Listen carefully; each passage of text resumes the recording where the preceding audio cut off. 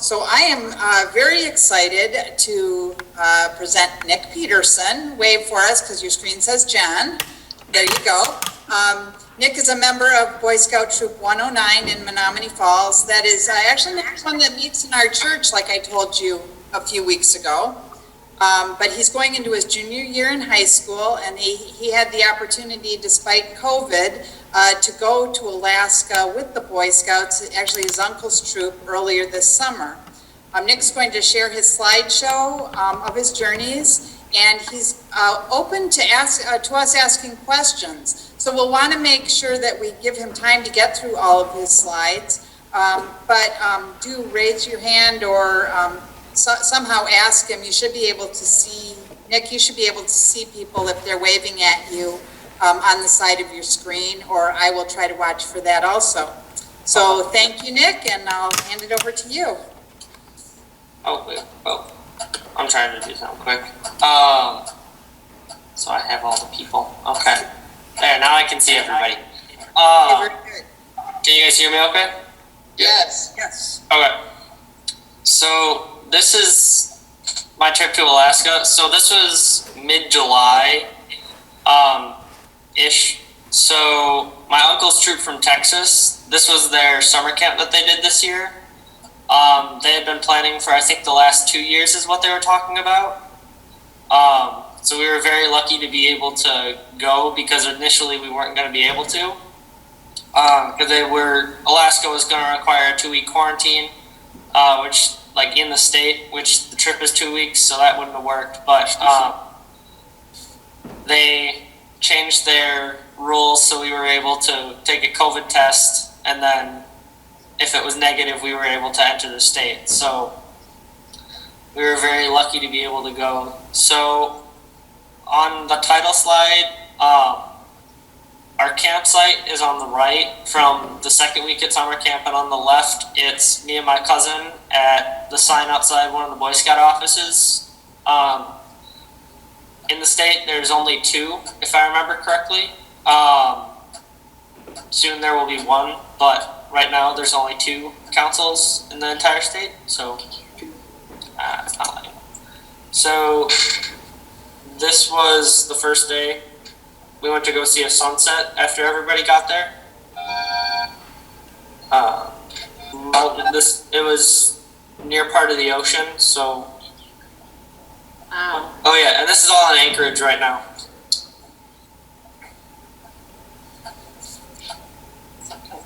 Yeah. So basically, we went to Beluga Point. So this is all, it's kind of weird. So it was a full moon, so it was high tide.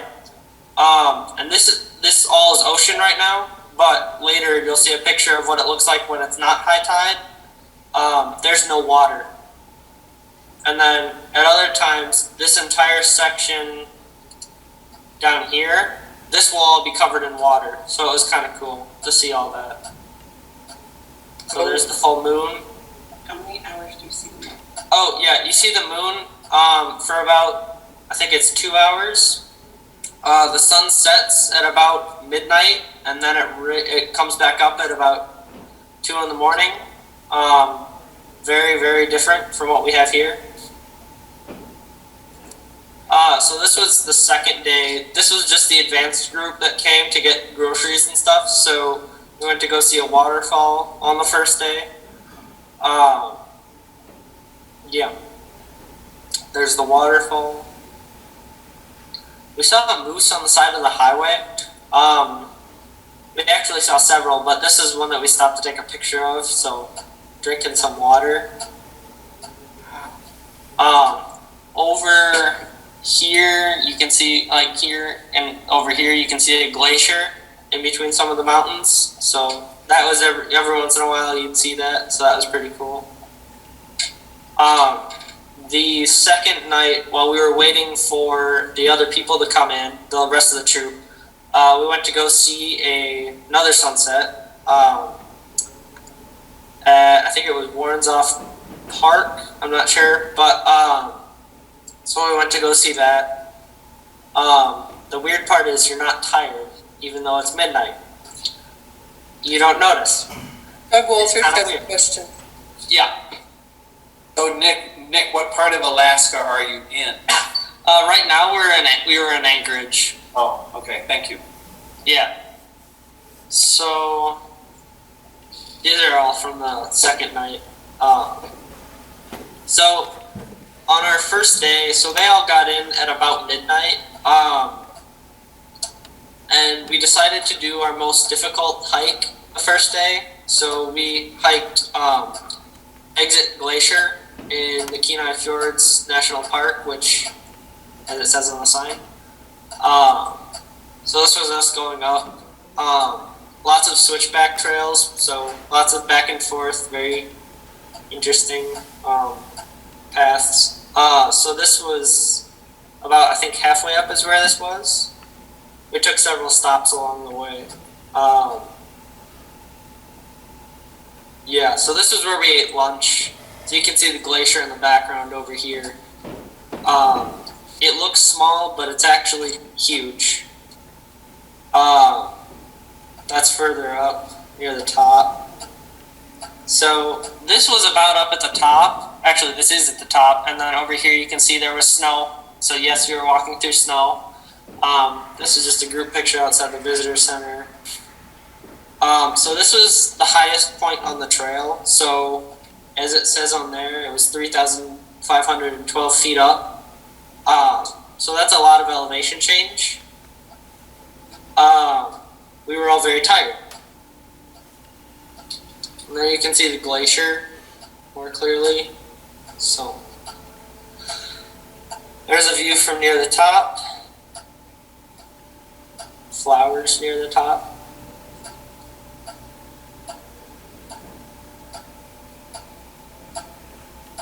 So on our way up, we saw a black bear.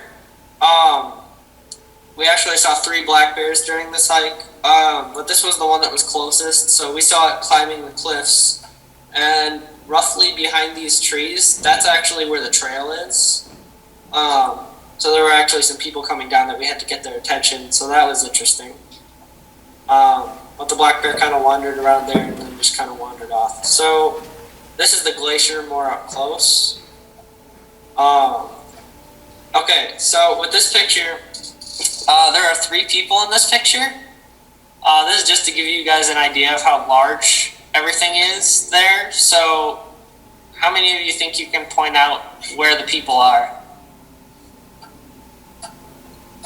Okay, yeah, so these are the, people are right there. So me and my uncle are here, and then my cousin's all the way down there. So very, very large.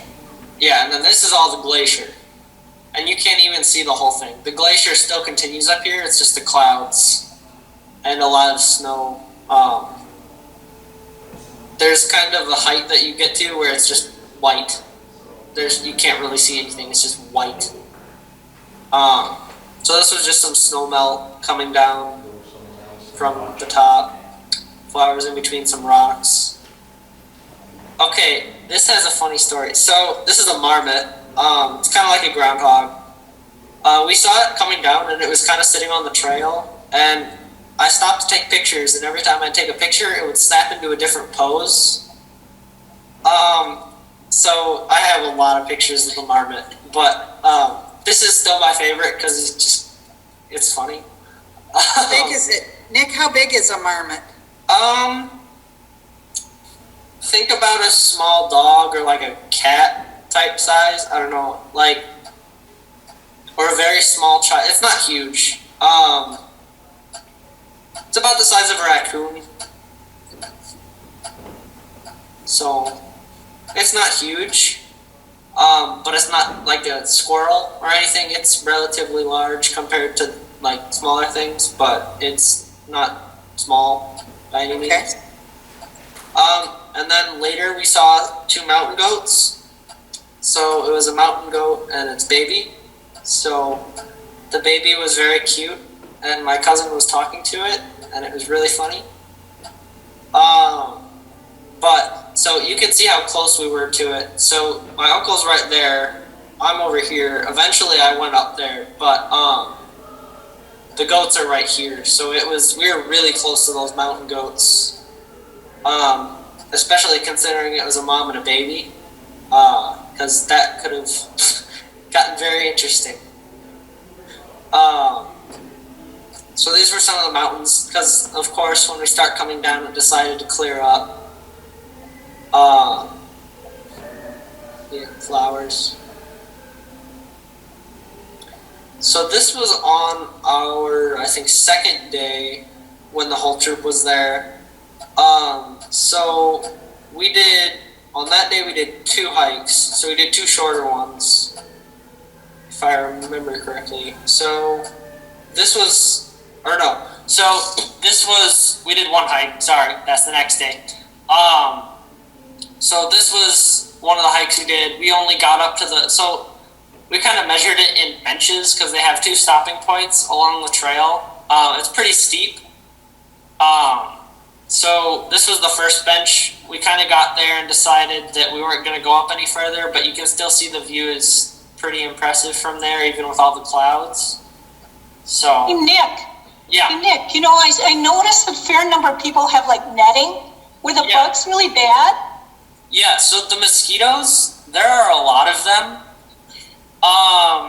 Yeah, there are a ton of mosquitoes, but yeah. Explain all of the mosquito gear. So basically, I'm gonna move this so I can point more accurately. So I'm not wearing my bug net right now. Oh wait, I'm not wearing my bug net in this picture. But basically, these are bug off pants, and then underneath here where my socks are, I have bug off socks on, and then the shirt is also bug off. In my backpack, I had bug off gloves. And then this hat is also treated with bug off, as well as I had a bug net. So pretty much everybody wearing clothes, like the clothes they're wearing in this picture, it's mostly bug off. Because there were a ton of mosquitoes. I thought I saw a thing one time that said Alaska's state bird is a mosquito. Pretty much. Yeah, that's a pretty accurate statement. It was very, very buggy in Alaska. Most of us managed not to get any mosquito bites, however, until the last day when we all took off our bug off clothing to put on our stuff to go home. Then we all got attacked. And the weird thing with Alaskan mosquitoes, so they only have 2 hours of night. Mosquitoes in Wisconsin usually only are out during nighttime. They're out the entire day in Alaska, so there's no escaping them. So that was interesting. But yeah, lots of mosquitoes. So this was the view from up at the first bench that I was talking about earlier. And then down on the beach, there were actually these teepees all along the, you can kind of see them all along the beach here. So that was pretty cool.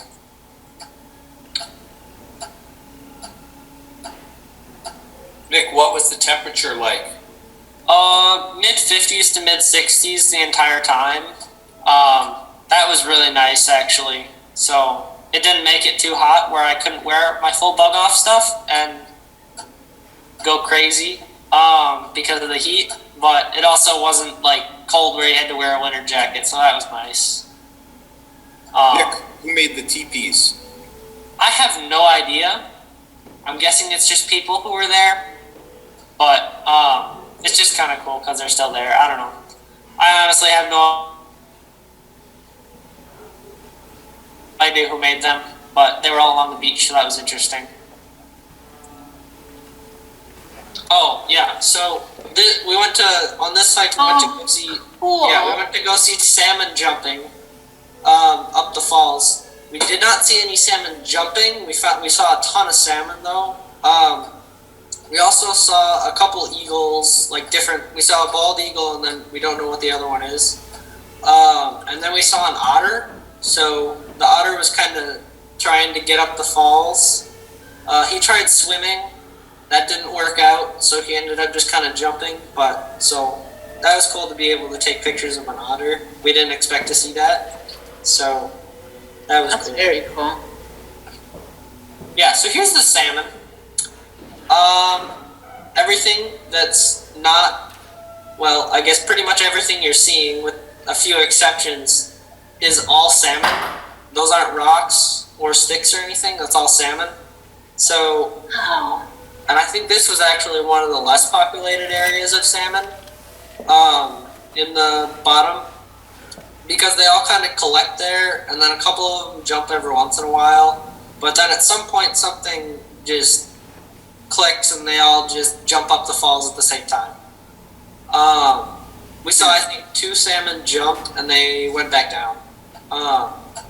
But you can see all the salmon here. So, yeah, lots of salmon. And there's actually, so we actually, on the way in, we talked to, I think it was a guy who counted the salmon who are coming up the falls. So when they get to the top, there's a little gate that the salmon have to pass through, and they can only pass through one at a time.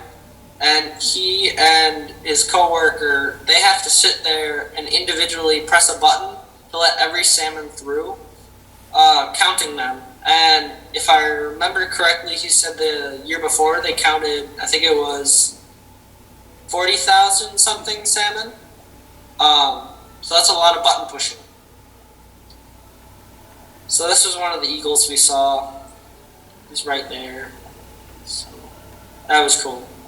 Sharon, you've got a question? I do. So, Nick, do they only let one through at a time so they can count them? Is that the reason why? Yes. Okay. Yeah, they let one at a time through so they can count them. Okay. Because it's kind of hard to count fish. Well, yeah. Yeah, they let them And through. why are they counting them? I mean, It's kind of to, like, it's like surveying, like how here we surveyed a deer type thing to keep track of how many are coming back. okay. Because what the salmon do is they're going back to breed. So they lay their eggs up the falls. Then they just kind of die, and then the eggs, when they hatch, they go out to the ocean. So this is all freshwater where they are now. So they actually go out to the ocean, and then they get bigger, and then they come back, lay eggs, die. The eggs, yeah, and it just repeats. So it might also have something to do with like fishing and salmon fishing, to like how we have it here, where they survey this stuff before issuing permits on how much. But yeah, a lot of surveying type things. Okay, thanks. Yep. So that was the eagle flying. Egg, you have a question? Yes, Chad has a question. Hey Nick, I've been there before. What kind were those? Were those pinks, sockeyes, silvers? You remember? I think it was sockeye. Sockeye? Okay. Yeah. So this was the trail we took. I think the next day we took this trail. So the funny thing about this trail was, I think that we might have already passed it at this point, but it was kind of a weird trail because, as you can see in this picture, there's this giant, very obvious cleared path. That actually wasn't the trail. There was a little log bridge type thing that was just kind of laying there with a little bit of a clearing on the side, and that was actually where the trail broke off. So we went up this crazy hill and realized we went to the wrong place, so we had to go all the way back. So that was weird and kind of annoying. But this was actually called, the place we were hiking for this was called Slaughter Ridge. Very accurate name. So this was most of the way up. So that's me taking a picture up there. This is the group that actually got up to the top. My uncle is taking the picture, so he also was up there. But so it was only the 5 of us who went up to the top. The others are like down there somewhere. But it was a pretty impressive view from up there. So that's the view that we were able to see.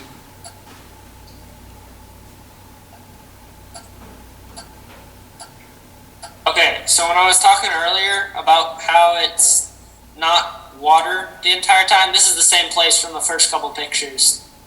It's just a mud flat. There's just nothing there.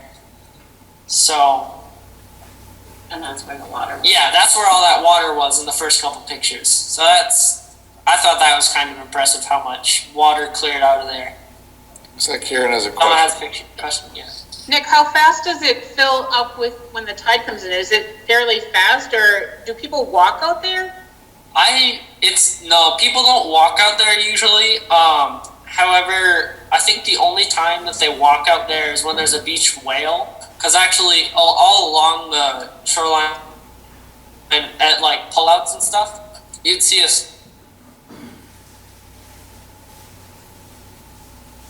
sign that would say up or something like that. So that was interesting. Seeing all those signs. We didn't see any beach whales. That's good. But yeah, that's good. But yeah, no, I didn't see it come in personally. But Okay. I was just curious how fast it yeah, actually fills up. yeah, that would have been Walters? Yeah. Someone else got it. So Nick, just help us to know in terms of your traveling. You started out in Anchorage, you've gone to the coast now. Is there a particular name for the area that you've been traveling in and where this is? Yeah, so we were really, for the first week, we were pretty much based in Anchorage. The first 4 to 5 days-ish, we were based in Anchorage and we did day trips. So we were staying in a hotel at this point because we knew that we need sleep with all of the crazy hikes we were doing. So we were kind of based in Anchorage. So this is near Beluga Point.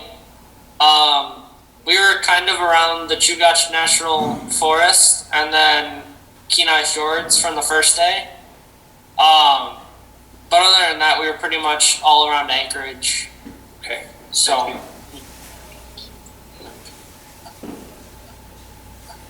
this I think is Denali actually. Yeah, which is our next stop. So the next place we went to Denali National Park, so further up. So we stopped at the information center, as the sign says, to get our certifications, because we actually drove into the park rather than riding the bus. Because initially when we were planning it, they didn't know if the buses were going to be running or not. So we got a pass, luckily. So this was our campsite. So we actually were beyond where people were normally able to camp with COVID and everything. So we were actually just off the road on tundra. So this looks like it's grass, but when you take a step, your foot sinks about a foot down into the ground. So that was something to get used to. So over here you can see on the last day of Denali, when Denali actually came out. And then over here, so when we were leaving the park, we decided to do a little quick hike down by the lake. And a bunch of us got our shoes wet. So you can see I'm not wearing a right shoe. It's because it's tied to the top of the car. Because that's how we dried our stuff. So I only had one shoe that got wet. A bunch of people had two. So I didn't actually get my other pair of shoes out of the car and a dry sock. So I was just kind of walking around with one barefoot. So that was pretty funny. But so we tied the socks and shoes to the top of the car. Yeah, to dry them. So Mr. Toich over here tied something that he calls a redneck clothesline. So that was pretty funny. We got some weird looks driving out of the park, but it dried them. So, yeah, so you can kind of see Denali in the background here starting to come out. Yeah, so this is what it looks like every once in a while, but really, oh wait, that's not up yet. So this is in our campsite again, with some of the mountains in the background, so that was cool. So this is when Denali fully came out. This was the group that went to go see it at sunset, and this is the view from our campsite, so that was pretty cool. This was where we were eating dinner because we had to eat way up the road. So our campsite's right up here. So that's me leaving the campsite right next to the road. This was on our way out of the park. This is the animal that causes the most injuries in Denali. So this is an Arctic ground squirrel. So that was an interesting thing we learned from a ranger. More of our eating place. So we saw a giant bull moose at one point when we were driving in Denali. So very, very large moose. Yeah, big antlers.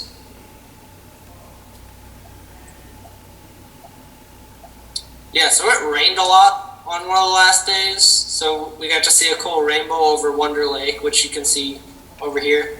And it actually was a double rainbow, and you can kind of see it up here. So that was pretty cool. And then there was a moose antler outside one of the ranger stations. That was pretty cool. So this is Wonder Lake over here. So this is what Denali looks like most of the time. So Denali's right here-ish.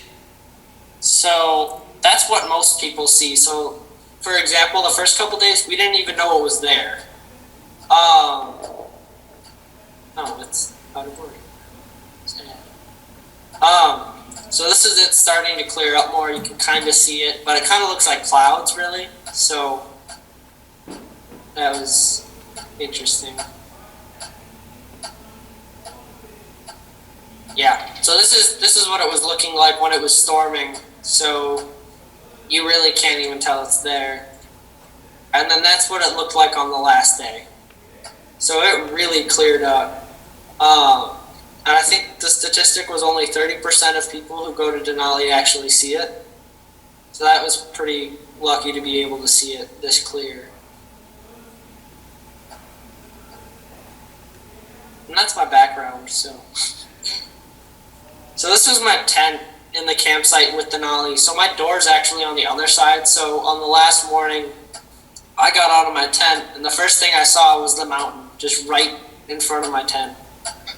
So that was pretty impressive to see that first thing in the morning. Well, there's the mountain.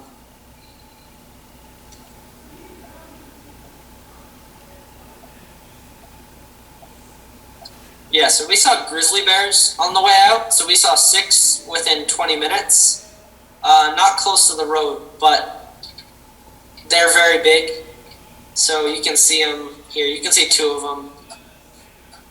So that was pretty cool, because we hadn't seen them until this point in the trip. So this was on the way out.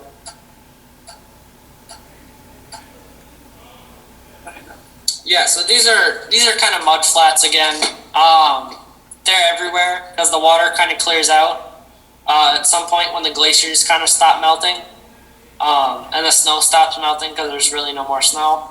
But in like spring, they're full of water, so that's basically a giant river.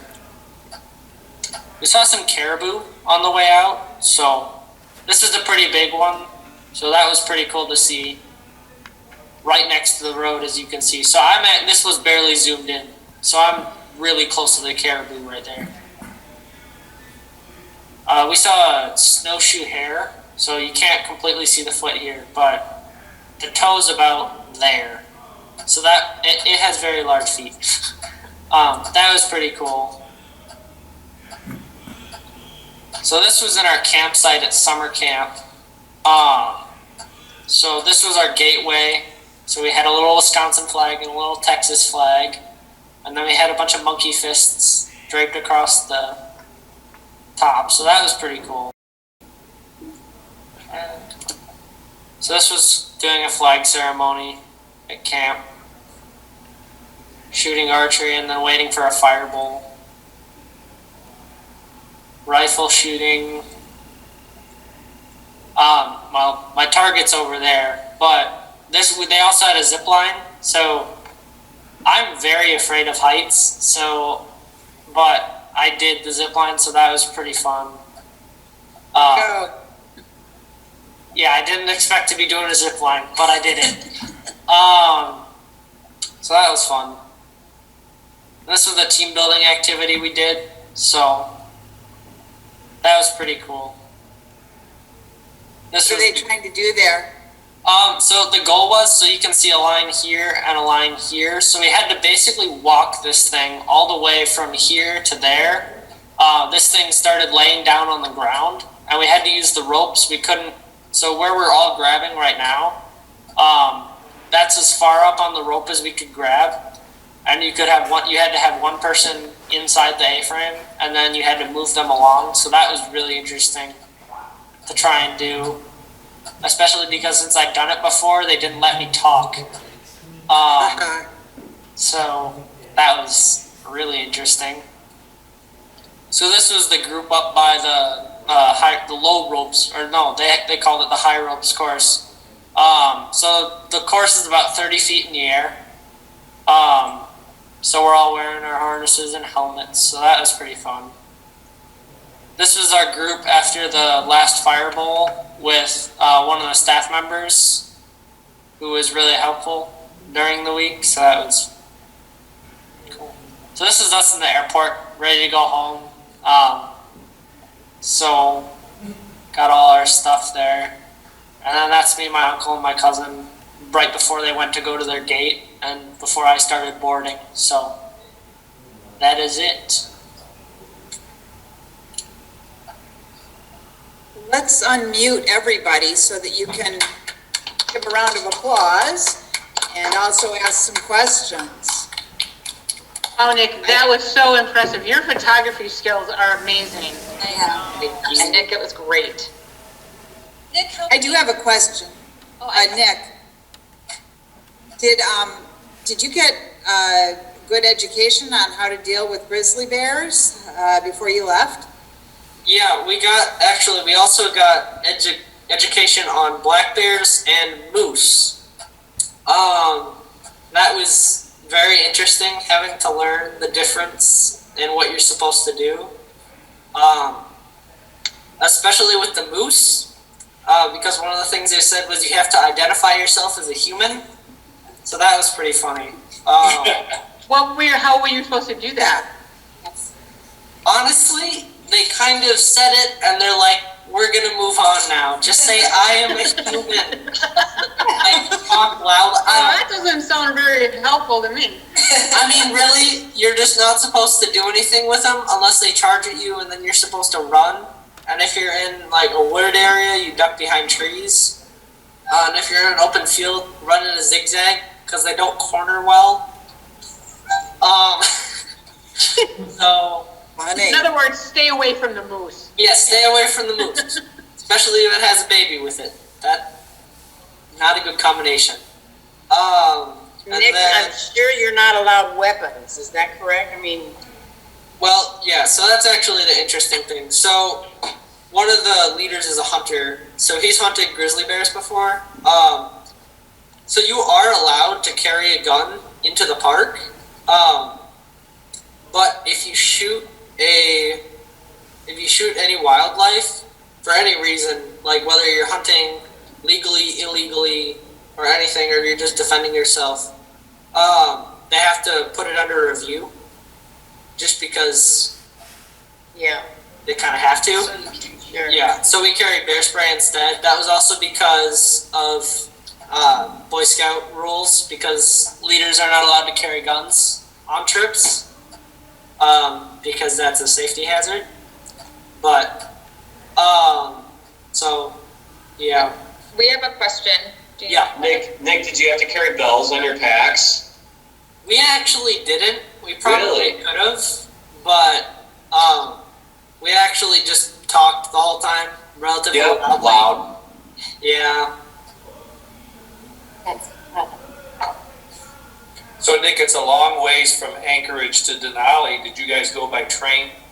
No, we drove. Oh. We rented 2 vans for the entire 2 weeks. So we kind of piled into the van and drove all the way to Denali. So I think that was about a 4-hour drive from Anchorage to the visitor center at Denali, and then from there it's a 4-hour drive to where we were camping. So that gives you an idea of how large the park is. I think the speed limit was like 35 miles an hour. It took us 4 hours to get all the way into the park. Very long drive, but once we got into Denali, it wasn't that bad. But So long drive. did you take the road in? I think it's like 90 miles that goes past the visitor center. Was your camping off that one main road into Denali, or? Yeah, so Denali only has one road, really. Yeah. So I think we were at mile 80 Okay, wow. or around there. So we were pretty much at the end of the road. Wow. We were just at a pullout on the side of the road. They're like, there's some tundra over there. Just, yeah, because the camping area was closed since some grizzly bears had gotten into some of the cabins. Somehow. So they didn't want people over there. So, because there have been several grizzly bears sighted. So we were allowed to go over there during the daytime. We just couldn't stay there. So. What time of the year did you go? We went in July. So we left on the 2nd, I think. 3rd. We left on the 3rd, and then we came back around what, 18th? Yeah. So we were there for about 2 weeks. So it was in July though, so it wasn't too bad. Were you the only scout from Wisconsin? Yes. I mean, unless you come back, yeah. Yeah, technically, I was the only Wisconsin person there, so that was really interesting. Yeah, they ended up calling me cheese curd at summer camp because me and my cousin were talking about cheese curds because we went to a place that had like burgers and stuff, and I'm like, oh, I don't know what to get now because they don't have cheese curds. And someone's like, what's a cheese curd? So we talked about that for the entire 3-hour car ride. Oh, we know what we can call Nick at church now. Yep. Oh, Probably should have told us that, Nick. yeah. Did you get a collection of everybody's pictures, like on a disc or anything like that? Yeah, we do. Yeah, there was a Flickr site from the troop. So a couple of the pictures were in this presentation. Like the Arctic ground squirrel was one of those pictures. A lot of pictures with people in them, actually all of them with people in them, were from that site. So Nick, you said that the Arctic ground squirrel was the most, caused the most accidents or injuries. What was that? yeah, so one of the rangers, because we went, so there's a visitor center near the end of the road. I think it's, if I remember correctly, the last one. That's where we had to go to get water because there's no access to clean water anywhere in the park other than the visitor centers. So we had to stop there every once in a while. So we went there pretty much every day. And one of the rangers was talking about, because there was a ground squirrel running around, or a couple that were running around. We were eating lunch, and one of the rangers was like, "Be careful. Those things cause way more injuries than they should." And one of the other rangers like actually asked us what we thought was the most dangerous and like accident-causing creature in all of Denali, and we of course were guessing bears, but no, it's a ground squirrel because people like to feed it. It's kind of like, well, here, where they're like, oh, a squirrel, I'm going to feed it, or something like that. So they feed it, and then it attacks them. And then they get, yeah, they've got pretty sharp teeth. And then the ranger gets to drive 4 hours and then a couple hours by helicopter to the nearest hospital.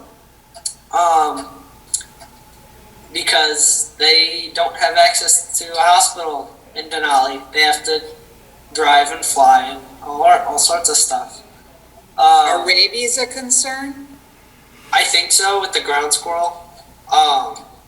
But usually it's because someone has a giant cut on them or a giant bite or something like that they have to take them. But yeah, rabies is also a concern. It's just not the immediate concern. But yeah, they usually treat them for rabies too, from what the ranger said. But Wow. the ground squirrels they're vicious. But yeah, one of the funny things was, so we went to a couple pizza places there, just for dinner.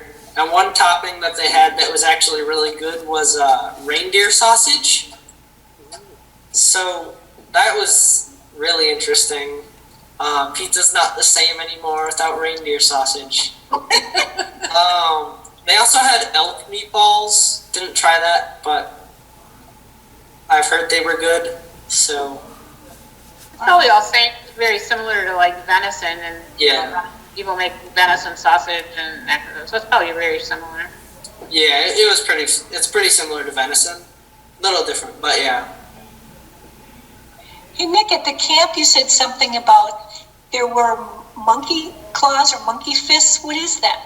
Yeah. So actually, quick. So it's just a type of knot. So it's a stopper knot. I was picturing, monkey claws. Yeah, I'm here. I'm gonna share my screen again. So you can see here. So I don't know if I can zoom in. Nope. Take it out of presentation. Yeah. Okay. I'll try this. Nope. It's working reverse. What the? I don't know. But you can kind of see them here. So these are monkey fists. So it's just a little knot. Clearly, I've never been a scout. Sorry. Nick is very good at math. Yeah. Oh, so you made those yourself? No, I didn't. That's actually the funny thing. I didn't tie any of those. Instead, I tied up the gate. I basically lashed the entire gate, so the tripod in that picture that was my job. So Is there a reason why those are hanging there? just decoration. It was so for normal summer camps, they usually have a campsite inspection. So it's kind of a contest thing. We actually won because we got a perfect score on the last day. So our gate was one of the requirements for that. So we just kind of decorated it. So we tied up a tripod, which that was all the stuff we had. We had stuff to do one tripod, otherwise we would have done multiple. But we tied up the one tripod and then tied a rope across and just hung monkey fists on it as decoration. So that was pretty You might have to show us how to do a monkey fist knot thing. Zoom meeting sometime. Yeah. You can do it now if you guys have rope. Yeah, see, we'd have to get all the. Yeah. So that was fun. I also had to tie up the flagpole, but that's a different thing. Because that was one of the other things was for the campsite inspection, you had to do campsite improvements. So one of them was our flagpoles were falling over, so I reattached them with rope. So that was interesting. But anybody else have questions? I don't have a question, but I do need to run. But Nick, I just want to say thank you so much for doing this. I kept seeing all your mom's Facebook pictures, and I was like, I really think everyone would really enjoy seeing this. So thank you for taking the time and sharing with us. Yeah, very nice, Nick. Thank you. Thank you. The photography is just stunning, Nick. Oh, I know, right? Yeah, absolutely. Thank you Great so much. job, Nick. See you guys next weekend. Bye, everybody. We'll Bye. keep the room open Thanks, if anybody does want to talk, but, Thank you, Nick. It was great. Thank you, Nick. That was wonderful. So I might want to order some of your pictures, Nick. Okay. I'm serious. Yeah.